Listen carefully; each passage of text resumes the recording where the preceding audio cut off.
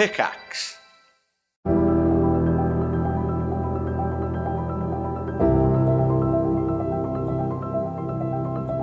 From zeros to heroes, the cast and crew of Through the Realms of Myria have made their everlasting mark in pop culture. Let's take a deeper look into how this small independent film became a worldwide phenomenon in this week's episode of Behind the Scenes.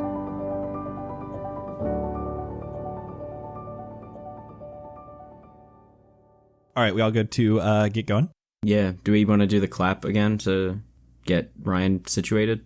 That would be wonderful. Cool. I was going to ask, like, did you actually use that? Because if so, we'll do it every time. I don't mind. I 10,000% did. Even though like half of us were so off, it really did help at least get it pretty on point. I'm going to remember to clap this time.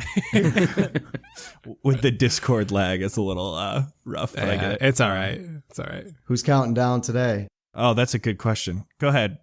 Vince, you just talked. Go ahead. All right. 3, 2, 1. That was That so works. off. It's fine. It was like 2 seconds later, and I heard everybody clap I know. at the same time. But everyone did seem on time. Yeah. Oh, yeah. No, last week it was like. You should have seen the claps, dude. You should have seen how wonky the claps were. It was like me, Anna was like slightly behind. Colin was, I'm pretty sure, on point with Anna. And then it was Nigel, maybe like another clap later. And then Vince was just off in the middle of fucking nowhere. I forgot. Hello, everyone, and welcome Behind the Scenes. Today, we are talking about the very first episode of Cast Party, Through the Realms of Myria. For those of you who do not know, Behind the Scenes is a Patreon exclusive, but our first month of Patreon bonus content is free for all listeners. So if you like what you hear today and want more great content like this, be sure to visit us over at patreon.com/castparty to help support us and to continue getting these behind the scenes extras and so much more. So Behind the Scenes is a little after show for after each episode of Cast Party, where we talk about how we thought the episode went and the podcast in general. We're talking about the good, the bad, and everything in between. Eventually, you will also be hearing us take some listener questions after the episodes actually go live, but we are recording this before the first episode drops, so that won't be the case for today. And before we kind of get down to talking about the episode, guys, I thought we could talk a little bit about each of our D&D experience, because we all have like very different backgrounds. So like our new players, let's have like Nigel, just tell us a little bit, like this is basically the first you've played D&D ever. So I played one singular one shot like way back in the day, where I played like a thief turtle person. I don't remember, turtlekin. I don't know. And yeah. A turtlekin? and you can call him Turtlekin. It was a lot of fun. Turtlekin? Yeah, I mean that's where I'm now Turtlekin in real life. Is that going to be your next onesie you buy? But Oh my God, yeah, it's please. gonna be a turtle. I'm gonna do a hard shell because Yo, get why not, right? Get the like that hard shell turtle backpack that you find at like Hot Topic or something. like Perfect. The Teenage There we Mutant go. Ninja Turtle backpack? Yeah, exactly. Yeah. Yeah. So I played that, but other than that, I really didn't have any experience with it. This is my first time going into D&D, but like I have so many friends that have wanted me to get into it that this was like the perfect opportunity for me to try something new with it. And I've never played in video games, in real life, anything other than like a thief or a warrior. So going into this, I was like, well, let's do something kind of magic-y, you know? That sounds kind of fun. And so Xander was born. Yeah, that's kind of where I'm at now. I'm super excited to learn more about the game and kind of get more into it. I just bought 2 more sets of dice. Oh yeah, you've already no needs for that. You've already started collecting. Good. Yeah. You know what's That Dakota Irish, they got. You know what's kind of funny? You say that, but no one knows what Xander's class is yet. He is like the sneaky boy. Yeah, I definitely think the party knows, but I don't think it was super clear in the first episode. If you've probably played a little D&D, you might have been able to catch up on what Xander actually is. But that's kind of our little like secret hideaway, which is it's probably going to be revealed next episode anyway. But I just thought that was kind of cool that like me and Anna are very obvious, and then Vince. Jet is I mean, you can kind of guess what Jet is. He's a big burly boy. He's probably going to be like a barbarian fighter or paladin, maybe cleric. That's almost all the classes you just listed. Yeah. Who knows? Maybe I'm a thief or something. You know, I never know. Just a moment ago when I was doing my little description of Xander, I forgot what my class was, and I almost said a different one. So that's great. I'm glad you mentioned that, and the secret is not going to be spoiled. Yeah, just yet. yeah. There we go. We'll all see when we get there. But I'm very excited for Xander and what's to come. We also have another newcomer to D&D, a little more experience. Vince, go ahead. Tell us how different Jet is from like the other stuff you've kind of played. Actually, I don't know how to explain it without giving it away. But so I first started D&D with you guys, actually. So for those who don't know, Ryan, Colin, and I are cousins. Ryan and Colin are brothers, and then I'm the cousin. And one day, was it you, Ryan, that texted me and said, "Hey, do you wanna play some D&D with Colin and the girls and I?" And I was we like, were getting a little fun group together, and I think we were just looking to fill out the party. And I was like, for some reason, I feel like you like talked about wanting to start, and so I was like, oh, cool. I'll hit up Vince and see if maybe he wants to play, because we were trying to look for people who were like kind of in our close group of friends and stuff, and that wouldn't, it wouldn't be awkward to like originally play with. Plus, we were all kind of new anyway at that point. So because I remember you were saying, really well. You were saying like, oh yeah, it's just going to be all new people, so we're all learning together. Really, you guys had played a little bit more than me. I had tried playing before with a close group of my friends, but I didn't have the amount of time to do it with my work schedule with theirs. And they wanted to play like really late, and I had to get up really early typically for work. So I had to stop doing that campaign. But then you guys asked me, and it worked out pretty well with our timing and everything. Excuse me. Yeah, sorry. I have a little bit of a sore throat today. So Vince, your experience has been fun so far, I hope. I know it's probably weird. Like, you've only had me as a DM so far. So you haven't really experienced anything I else. didn't realize that. Oh, yeah. I mean, I had my one buddy as a DM before, and he did great. He was very good and everything, but it's so much different doing it with you. You have a completely different style. Yeah. A lot more detailed than how he was. But it's so much fun. I love doing it, and that's why I was looking forward to doing this so much, because it's just, I mean, it's fun playing with you guys in general, and then doing this awesome story now, which I'm obsessed with already.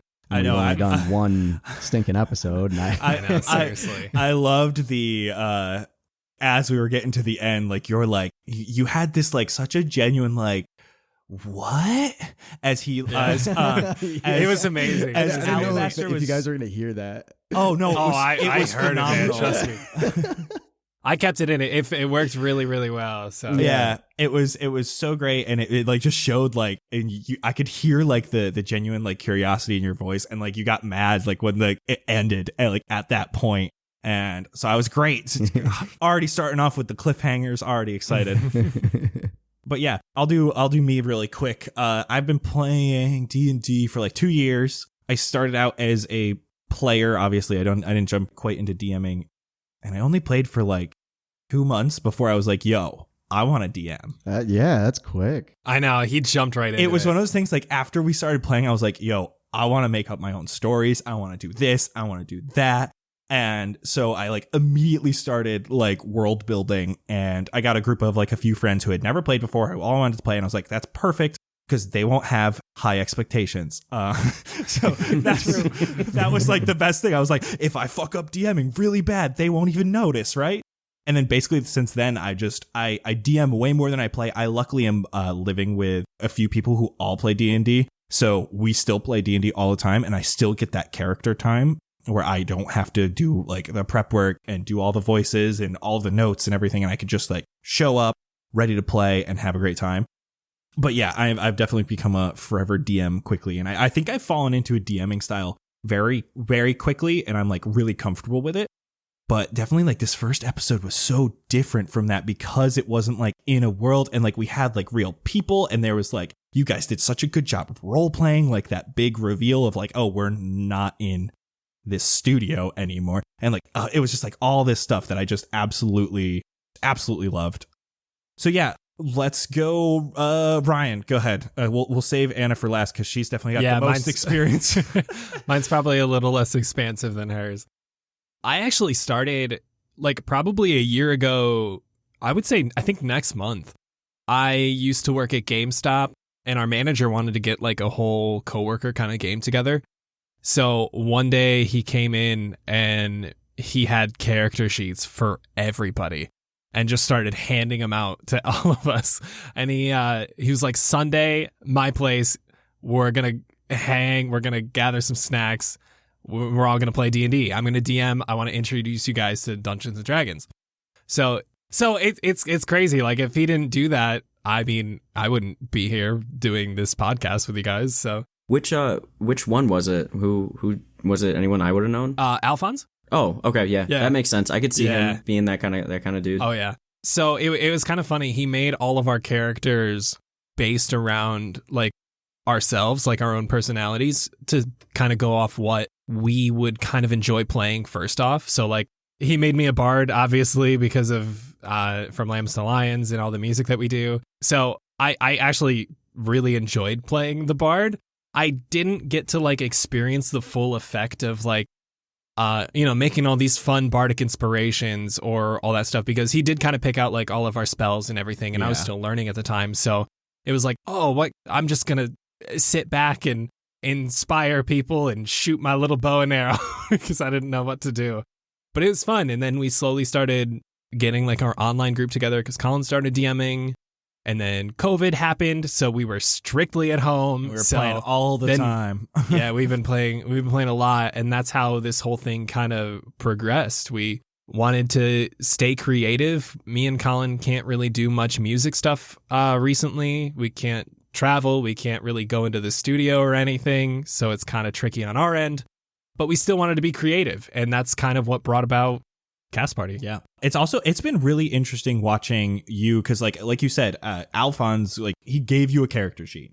And then like when we got to start our Roll20 campaign, it was really interesting to actually get to see you like make your own character that you could make your own. And we went through like, it was interesting. It was so much fun. We did. Actually, you pretty much did your character sheet all alone. You didn't even really need help. Yeah, I just had to have you look over the numbers because I was afraid I would mess something up. Yeah, and it was fun, and you got to like create this fun character. And now with Sebastian, you've gone like way more in depth, and you got like this real life person. And like I loved, like, even though you're playing another bard, you have obviously different stats, different spells, and all this stuff. And like as you progress, you get to choose all these different things. And I think that's like just so exciting that like you get to choose a little more about what you think is right for your character instead of someone else, you know? Yep. And y'all just wait till you can hear the songs I got prepared for all of you. So oh, I'm so hyped. I really am too. I can't wait. I'm just so excited to get there. Oh, I was at the gym this morning and Mayday Parade came on, directly followed by My Chemical Romance. The little emo in me just exploded, and I came home and I got started. So, like, you wrote some more down. Yeah, you just wrote more. Oh songs. yeah. Oh yeah. So good. Love it. I'm so excited to hear them all. Yeah. Anna, go ahead. You are our expert in the group, I should say. Our star pupil. Yeah, I feel really bad for any like actual D&D veteran listening to this, and they're like, "All right, here comes the person with the actual experience," and I've been playing for a little more than 2.5 years at this point. So hi, it's me, the D&D vet. But. Yeah, I've played in 2 or 3 or 4, a good amount of home games, campaigns that lasted about a year and a half for me that I was playing in. After a year, I decided to DM, but I've only ever DM'd pre-written modules because writing stories, making up stories, very intimidating to me. I hate writing, so I just don't think that's my jam. Got you. But I love using pre-written adventures and like getting extra things from the internet to like add to it and playing with it rather than making up something from scratch. Yeah, I I had never used like pre-written stuff before until our Roll20 thing, because like I was running another campaign at the time, and Ryan's like, yo, I really want to play with like someone else, and like now that COVID's happening, and I was like, all right, fine. And I found like a pre-written thing just so I didn't have to do as much work like going into it, and it's a blast to run, and it's so cool to see like how other people like write stuff, like how they would DM it and everything. Yeah, I would love to kind of, especially for the after party, which is more bonus content for Patreon exclusives. I would love to try to like sit down and just run some of the old like pre-written stuff. Like with all of us being so new, I feel like we missed out on a lot of like The classics. a lot of like the actual D&D books and stuff like that they've been releasing, like as far as stories and campaigns and stuff. Like we could always try to run one of those. I think that would be super fun, especially for all of us to experience. I have never done any of those before. The only thing I have run is I dropped in an old, I believe it's AD&D, into my other campaign because I had heard so many great things about it and I wanted to run it, and it was a pain in the ass to change it from AD&D to 5e, but it was a super fun module, and that's like the only thing I've written from like the classic, like the stuff that has been like written by like Wizards of the Coast and released by them and everything. So I think that would be I've a lot only of done fun. some of the more recent ones. I started with Waterdeep Dragon Heist, which only came out a couple years ago. And then once they finished that, the same characters transitioned into Curse of Strahd. So they're partway through Curse of Strahd right now. And we started Curse of Strahd this year. So the first, pretty much since the first session, it's all been Roll20, whereas Waterdeep was all in person. So it's been an interesting transition. But It's tough. there's definitely been pros and cons of both, though. Like there's a definitely. point recently they went through a hedge maze. Oh god. And that would have been really, really hard to do on tabletop. But over Roll20, it's perfect. Yeah, I love playing in person, but since I normally, with all my other games, we use a play mat, which we're obviously not using for this podcast. And having Roll20 to not have to keep on getting up and like drawing stuff on the map and everything, and just being able to like just reveal stuff or change the map. Oh, that stuff is just, that quality of life is so great. Yeah, and with these modules that have Roll20 versions like Curse of Strahd, like the maps are already on there. Oh, they do? Yeah, there's already. They're pretty cheap Oh, that's too. cool. Have you guys played more tabletop or online? More tabletop in general. Yeah. Mine's about Only this year half online. and half because we had to stop playing in February. I'd only done tabletop once, the one time that you guys came to my house. Oh, Yeah, that was I super forgot That was about the that. only time Oh, that I've done shit. tabletop. And then I had my giant character that I printed off. Oh my god, I forgot that about was that. hilarious. It's fun though. I really like getting together in person, and I hope we can start doing that again soon because it's just like it's the atmosphere and the vibe that you get like just from being around everybody and like role playing in person and stuff. It's really cool, and I feel like I really like for props. I Yeah, love exactly. props and miniatures and stuff. So that's oh my god, just the give thing me I give me miss all most. the minis. Give me the minis. And, Let me use my dice. Especially if we get to do some like, even if we do like an after party like in person. Both Vince and I have 3D printers, so we 3D print out like terrain and minis and stuff. Like that's what I do for my That's game. so tight. I love it. Yeah. Which is amazing. So like, because like a lot of times you have to use like, oh, this mini, it's a werewolf, but we're gonna pretend it's a frost giant because I don't have that one. But like with the 3D printer, you can just download the frost giant online and then print it, and then you're ready for your session with the actual. Oh, I love doing that. Mm-hmm. It's great. If we ever get 3D models of our characters, Colin and I will print them all off and list them to everybody. Yeah. We should all go on to Hero Forge and like make our characters, and just the files are only like $5. Yeah. We can always just download them and send them to Vince or Colin and like just have them printed out. That'd be cool. One thing I will say is with like your own 3D printer, I've been having some trouble with some of those Hero Forge minis just because like they use much higher quality printers that I get tiny. Yeah, they're so tiny. And like I have a relatively cheap printer and like some of them come out amazing, but it depends on how you make them and what stance they're in, because that's like a huge thing about whether things will print well on like a 3D printer. I'm going to eventually get a resin printer. So you are? Oh yeah, those are clean. Yeah, I got a good spot for it, and I just need to get one now. Yeah, nice. Yeah, I'm so excited for that. You'll have to tell me. Oh, yeah. We'll have the nice detail minis now. Definitely. All right, guys, let's get into the episode a little bit. I want to talk about it because I am so happy with how it came out. It was super fun, and I want to hear your thoughts about like how did you like the transition? Was it really weird for you? Like, have any of you guys done any sort of role playing in like a real world setting? No. So this Almost feels like a the job most- interview. Yeah, like, this feels like more improv practice than people taking improv classes would be taking. Like I was not prepared for even the like the vignette at the beginning to introduce my character. Yeah. Like I knew we had the idea for it, and then as soon as it started, I was like, I am so unprepared. I don't know what I'm doing. That's the best part. Oh, and you killed it. I absolutely loved. Like, You really did. I was amazed. Like, I thought you were just gonna like when you were like talking with. This is one of the worst things I ever did. I named the dude Jed when we have Jet in the party. Oh my so God. I'm an idiot. I sent Nigel a text about that right after. I was like, imagine Colin making the first episode, telling everybody, I want this solely based around everyone learning each other's characters. I want the fans to learn the characters, the names, the quirks, the qualities. And then we introduce Jet Chambers. And then he introduces an NPC named Jed. Do you know? Basically, I'm so Do you know stupid. how many times when you Oh my God. when you said Jed, I was about to answer as Jet, and Oh no! I'm like, no, stop. Like, I don't know why. I was just like a name that came to I me thought it as I was like. hilarious. It's like as I was prepping, like I had already prepped Jet stuff, and so I was just like, it was in the mind of Xander, and I was like, all right, cool, this is a good name. I didn't even think about it. Oh, it felt so bad. But Nigel, I was gonna say, like, It's all right. you with Xander, your like role play, like I thought you were just like as you've like found out, like, oh, this guy is interested in this girl. I thought you were gonna just try to like talk with him about that and like talk about yourself a little bit. But then you like fucking just like, no, let's go. Shoot your shot. Come here, follow me. And I was Have like, you met Jed? how do I play this? Oh my God, that's so good. Yeah, I didn't expect you to just kind of wander on over there and just start a conversation. Yeah, well, I thought it was strictly just going to be like with you two. You just threw him to the wolves, man.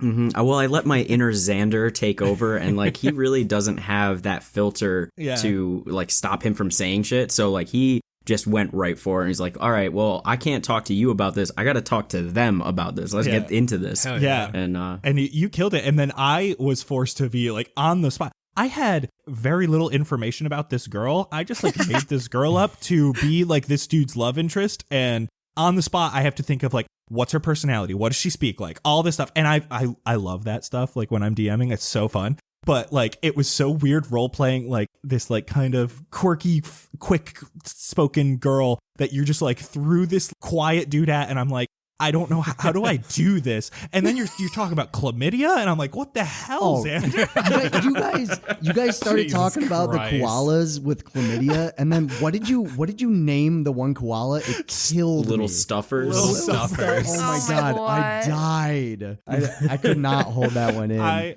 That was one of my merch ideas from this episode that got vetoed. So if everyone wants a Little Stuffers Chlamydia Fun Run t-shirt, Oh, no. I will make it happen, but I need people's support because it got vetoed instantly. Personally, I will pass. Yeah, That's what I thought it was. I have thought it was dibs on the first one. First edition. Yes. Here we go. Oh my God. Yeah, because it's gonna be. I need it signed by Ryan and There we go. Colin and Nigel. That was definitely one of the like the highlights of that episode. Like I just loved that. I love it. We got a couple like really cool like one thing I didn't like. I shouldn't say didn't like. I loved it, but one thing I wanted like is we didn't get as much of the comedy in because there was so much seriousness happening. But little things like that jumping in were like amazing. I loved Xander doing pocket lasagna. I don't even know who said lasagna. Who brought up lasagna? Where did the lasagna come from? He's I just was trying just- to think I of was- things you can't just pick up and Yeah. go. Yeah, Anna Yeah. said she wanted to store some food, like gather up all the food, but Yeah. like The stuff that that's travels not gonna well, yeah. stuff. And I'm like, I'm like, oh crap, what if I were to like go into somewhere? I'm thinking like a family event. What would I see on like the dinner table? And I'm like, oh, it's just a plate of lasagna, obviously. Like just a big sloppy mess of lasagna. One of my roommates, when I mentioned that part to him, he was like, did you have to like cast a spell for that? Like you cast pocket lasagna so you can just like have tinfoil in your pocket? But like possibly new spell, please. Yeah. Yeah, Xander, if you want to give up one of your other spells for pocket lasagna, we'll talk. I'll find a use for it. Yeah. Don't worry. I'll distract some dogs or something. Oh my god, it's like Dale's pocket sand from King of the Hill. Oh, amazing. But just pocket lasagna instead. It just blinds someone for a couple seconds. When we were doing it, it made me think of Napoleon Dynamite and his tots in his pocket. That's God. All right, listeners, look forward to the future for the secret pocket lasagna spell that I get to cast once in a blue moon. I'm just waiting for months down the line when we all forget about the pocket lasagna, and then somehow we're going to be fighting the big bad evil guy. It's just going to be all moldy in his pocket, and just like the smell is slowly going to start coming from him. Like, well, I mean, if I've got the spell, it probably keeps it perfectly preserved, right? True. We'll talk about the spell sometime, and we'll we got to get the deets order going. Yeah. Random thing. I loved how long it took you all to get like the wooded holly, but like Ryan was like, wait. Well, we didn't even get a chance to like think about it because Ryan instantly was like, wait a second. Sorry. It was like super funny, but like that pause there, it's just like, it's so good. And it just made me laugh so hard. Also, that made me realize that I think that when we were talking to those people we met in the road, they were asking us stuff like, where are you from? Like, where are you from? And we kept saying like LA and like, I don't know if we said America, but we said Los Angeles. And I think you wanted us to say Hollywood so he could be like, Wooded Holly? And we'd be like, no, Hollywood. He'd be like, but true. Wooded Holly? Kind of like bait us. Yeah, he kind of like bait us into it. Okay. I will say, I that was not my initial plan. I think if you said that, I probably would have gone with something like that, but I can't be for sure. Okay, it wasn't premeditated. I can't believe you would let us know that. Like, you're supposed to play this off like, oh, obviously that was my plan. I'm big brain over here. That was definitely what we were going for.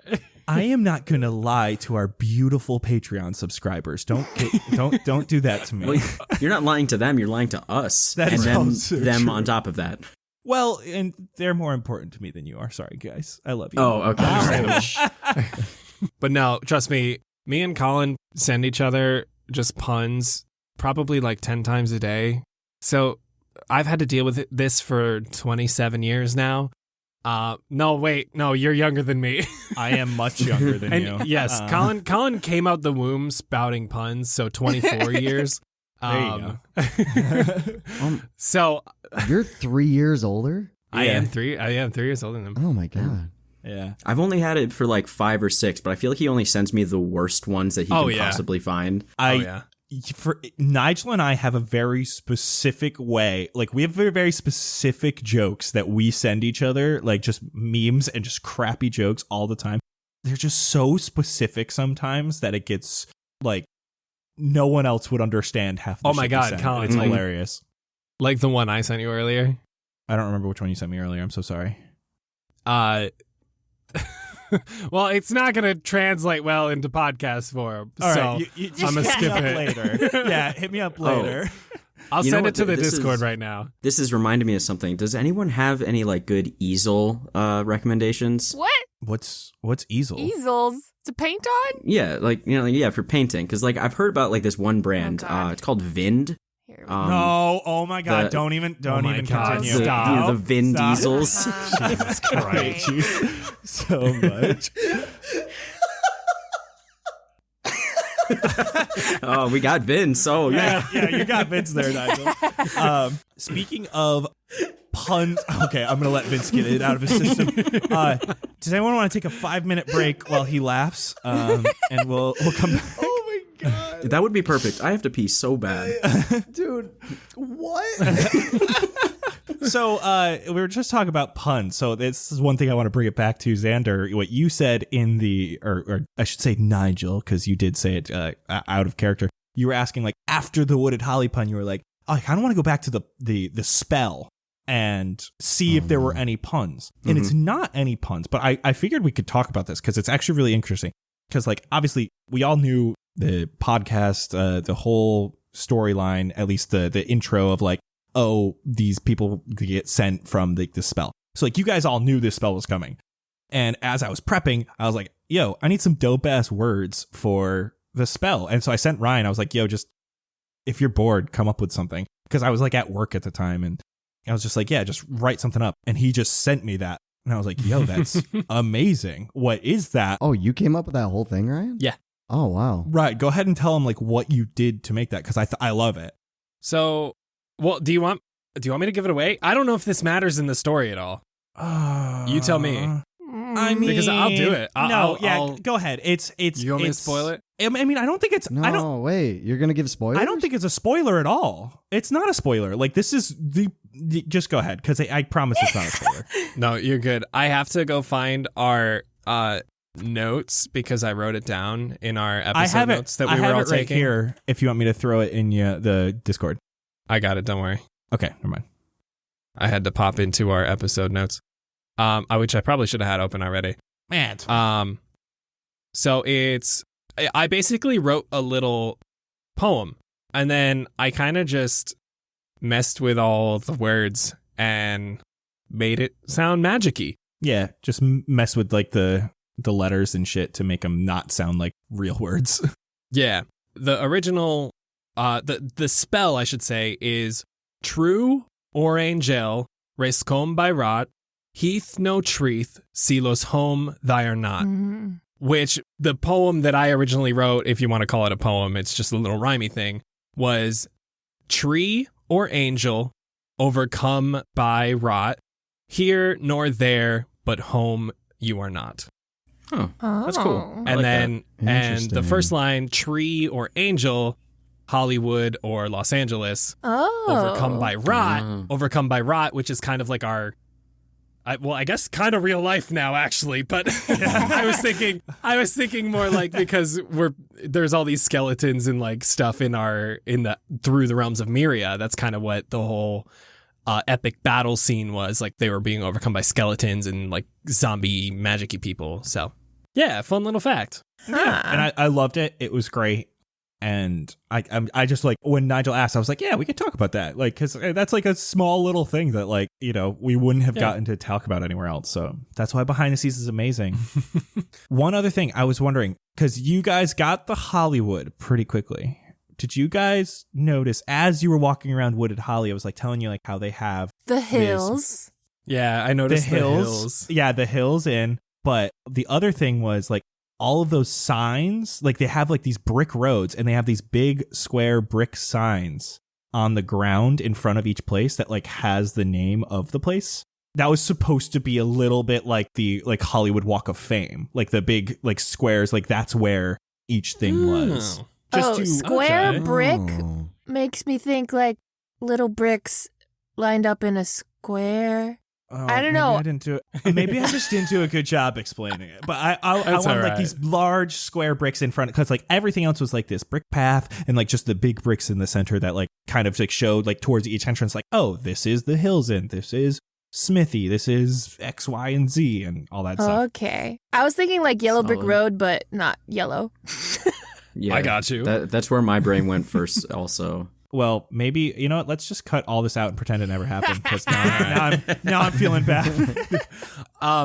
Just one thing also. So I'm the one who edits all of the podcasts. So I was kind of taking notes while I was going through and editing. So like we could have a concise thing of notes.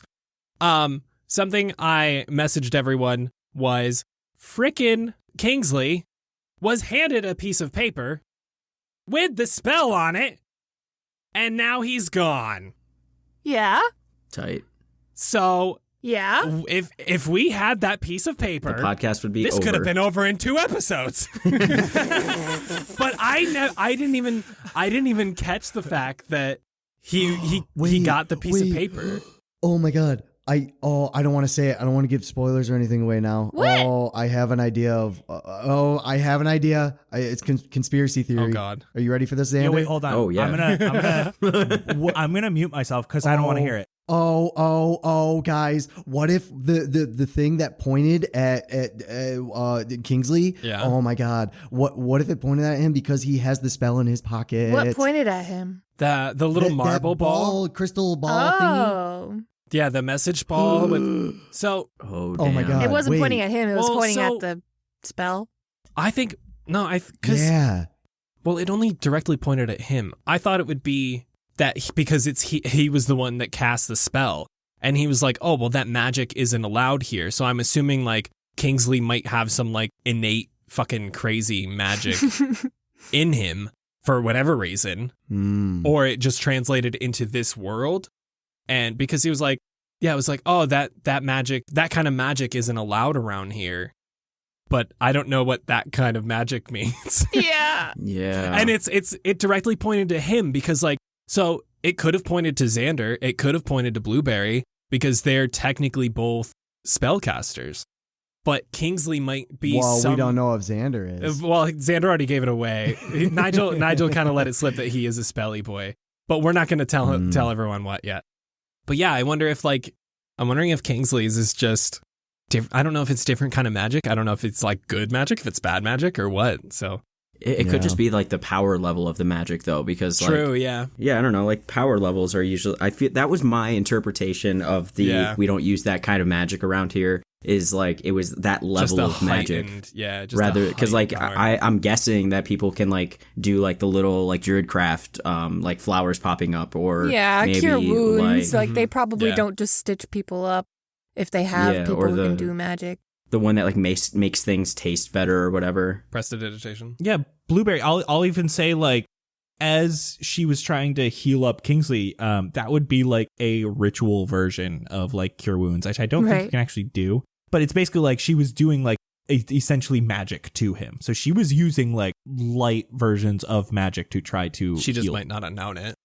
Yeah, I like to. I don't know if Vince, your idea was an idea for the next coming stuff. I personally am a person who like I don't like to know. It's like one of those things like I don't like to know like what spells my party chooses like when they level up and stuff like that, because like I don't want that to affect how I. Oh prep man, things I or have anything to like know. that. So Yeah. It was more of a guess on what something was that happened sort of deal. I don't want to like give it away to you. oh, okay, cool. Conspiracy theories for Xander. That's my jam. We right need there. more of those. As for if he Xander, of needs more. course. He doesn't have enough. Xander, how do you feel about your camera? So I'm excited, I guess, about how that's going to go, because we've got like a hint so far that it is a key to what we're able to do. And since like our technology still works as long as it wasn't destroyed based off of the phone and my camera. So like, and my 6,000 batteries. Yeah, Which I kept in. You're welcome. Yeah, I'm so mad you kept that in because that was totally a joke. And now I have to find some reason I'm going to just have like some random dude like come steal your bag of 6,000 No. batteries. No, No. we need the batteries.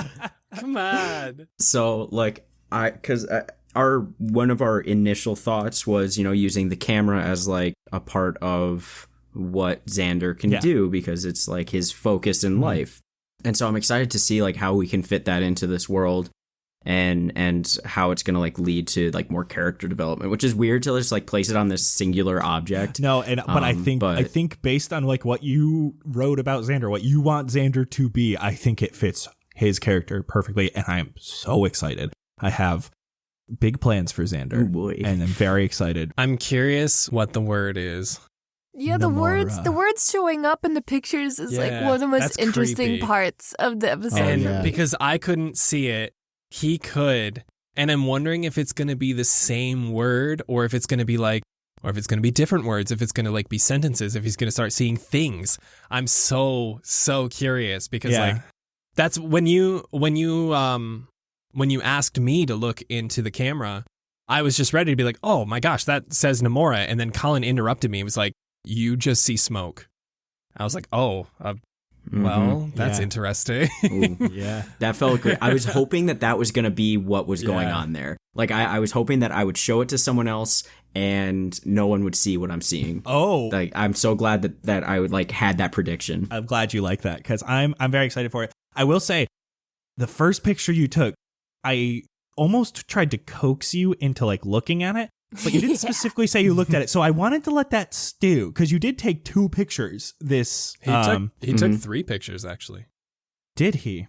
Yeah, but you did. Yeah, you're right. Yeah, he took one at the end as well. You took 2 the guys. Yeah, he took the one of us on the road. He took another one of us with the smoke in the distance, and then he took another final one at Wooded Holly of the 2 dudes in the brown the brown leather guides. Yeah. Yes, but yeah, he only technically looked at the second one so far, so you don't know like what else he's gonna possibly see in some of these pictures. Or is it every picture he takes has something? Or is it only this one? Is it only smoke for some reason? You don't know. Yeah, there's so many elements. So I've got a question for everybody. What else was super interesting to you guys besides the word and the smoke? Was there anything else that like really grabbed you guys? The camera specifically, or just like the whole episode? The whole episode, just everything with the story. I mean, I know the stupid crystal ball we talked about earlier got me really bad. So there was there's a couple different things that would come to mind. Definitely Alabaster and his little crystal ball with the little whooshy star arrow. Yes, I'm glad you. So that's the best way I can describe it. It almost looks like a galaxy in the palm of his hands with like the black smoke and then like the stars, and it's almost like stars aligning to form an arrow. What I'm imagining, that when you said that, the only thing I imagined was I'm playing Mario Kart and I have that arrow floating. I just pictured that in the middle of a ball. That's exactly what I pictured too. That's great. I like that Alabaster is also like a southern plantation owner. Yeah, that's because like that's the perfect name to fit that voice. That was exactly what I was going for. When I came up with I came up with the name before, and I was like, what would an Alabaster? That was spot on with an Alabaster. He's super fun to play, and like the stupid bucket hat, like that's all I'm imagining. Bucket hat, nose with a bucket. Why? I'm curious if he's gonna be, again, we're kind of conspiring against Colin right now. I'm curious if I don't think Alabaster is our big guy we're gonna focus on, but I think he is. I think he's a stepping stone. That's what I'm gonna get from this. I think he's a stepping stone to more terrifying people. I don't think Alabaster is like our Negan. Right. You know? Yeah, no. This is gonna be like the anime character arc where we're fighting the big bad, but then we find out that he was like the tiniest he's probably bad. Kylo to Snoke, as Snoke once was. Yeah, there you go. Yeah. Okay. Ooh. He was small bad, not a big bad. Okay. Yeah, I get what you're talking about. Another thing that I thought of, so there's a couple different things for like each character that stuck with me, especially while I was editing because I had to go through it so many times. Xander was definitely the camera and his little conspiracy theories with all his aliens and abductions and all that stuff. Those are amazing, and I can't wait to see more of those. Jet, I know, has, which he emphasized in his intro, and then he asked about it again when we landed right outside Wooded Holly, was the amulet around his neck, like the necklace, because nothing was said about that yet. What? And then I'm curious as to how Blueberry is going to go about like learning that she actually is using magic. I gotta say, that's what's so cool. Anna, you killed whole like bringing up the magic. Like, I have this like component pouch like with real. That shit was amazing, and like trying to use cure wounds, and then like the druid. Do you know how much I imagined that vine climbing up that tree with just each little? It was so implanted in my head. Oh like my god! Implanted. Stop. All right. No, I did love that whole scene that you had with the plants and just how, like you said, with the vine and everything. It was awesome. Yeah, it was great, and I don't know how yet exactly she, like, does she have to discover every spell in the world like that accidentally, or like when does it come to a point where she's like, this is how I learned what I can do. We'll find a way to do that. If you ever want to, like in universe, like when we're playing, if you're like, wow, this spell would really help now, we can talk about it. Like you can say like, hey, I want to cast this. How would I flavor that? And we're going to get to the point where no, you don't have to discover every spell. Yeah. I will tell you that. Or that you don't even need to flavor it, you know? You have already learned that you are magic of some Yeah. sort. The good news is something's like up. because you told me, I feel that connection. There's a lot of like instinct and feeling like I can just will something that I want to do. And that's enough for me for every flavor thing you want to do. Like if you want to just cast something without flavor, you want to cast, I don't know what I don't know what you have, but like if you had Entangle stocked and you're like, I want to have these roots come out of the ground to try to like grasp this thing. Yeah. Like you're at that point already knowing like that you can just like, this is what I want to do. I'm going to try to do it and then be able to control the nature how you want it, which is really cool. And I'm super excited to get into that. I'm super excited to get into a combat. That is the one thing I did not like about this episode was that I did want to get to a combat, but everything took a little longer than I expected. You know, it was great because it left it on a great cliffhanger. Yeah. dude, imagine what if at the end I hadn't like pretended to fall asleep. Instead, I like shook everyone awake and was like, let's fight this guy now. And we all just die. So that's where I thought this was gonna go, was because Jet said, I wanna, stand by the door with my shield like at the ready. And I was like, oh, yeah, stuff is going down. And then Xander was like, I'll just approach him. Like I was like, okay, well, so we have some talking points now. So that scared me so much. Yeah. So I'm sitting here ready for Xander to like get thrown into me by these guys, just bursting, like coming through the room and just pushing them off to the side or something. I guess it's good that Alabaster is more of a calm temperament. For now. Yeah. Oh, okay. And I guess we'll talk about that later. Well, I mean, don't say, oh, okay, Ryan has no fucking idea who Alabaster is. Is it his dad? Is Alabaster his dad? Is Alabaster my dad? Find out next week on Next Conspiracy Theory.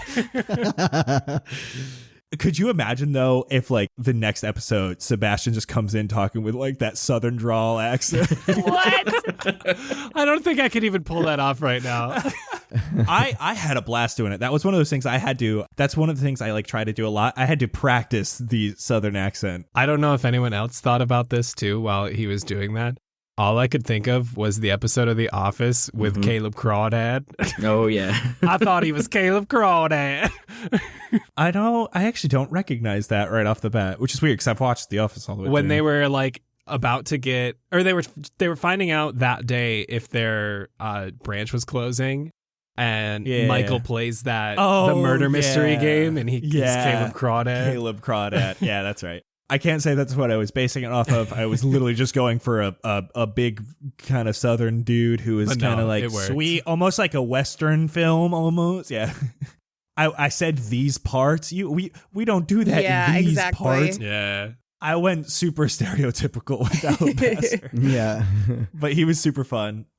Guys, I think we're getting about to the end. If anyone has like one last thing. I do actually have one kind of good question. Seeing as it's the first episode, we had to kind of introduce our characters a lot. Did anybody include anything when they made their character that was like a hint to something with their real lives, like yourself? I mean, you did with your Tesla, but true. I did with the Tesla. I did with Pebbles. Yes. And, yeah. No, not on I'm purpose. actually curious about you guys. I mean, she's an actress. Okay. I'm an actress. She likes animals in the environment. I like animals in the environment, but not to her extreme. Yeah. Okay. Yeah, I don't think so. that. I tried to keep Xander like away from me. Just Nigel and Xander are two completely different people. It's kind of crazy. Like, I love how much you can just get into Xander mode. Like, it's so cool how much you can just like switch that. So I can see that there's like very few connections between the two of you. yeah. Mine was just my love for music, really. And the emo stuff is again, Oh yeah, and dude, I was just a straight emo kid in middle school through high school, so I had to bring that back and have some fun with it. Yeah, I'm very excited to see.